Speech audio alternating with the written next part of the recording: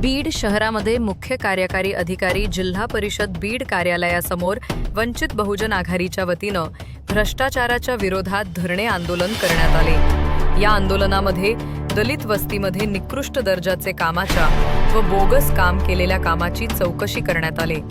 तसेच रमाई घरकुल योजनेचे टार्गेट ज्या ग्रामपंचायतनं पूर्ण केले नाही त्या ग्रामपंचायतची चौकशी करण्यात यावी अशा विविध मागण्यांसाठी धरणे आंदोलन करण्यात।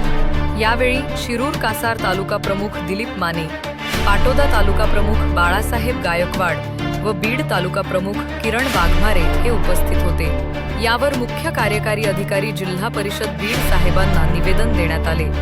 यावेळी वंचित बहुजन आघाडीच्या वतीनं काही घोषणा देण्यात आल्या।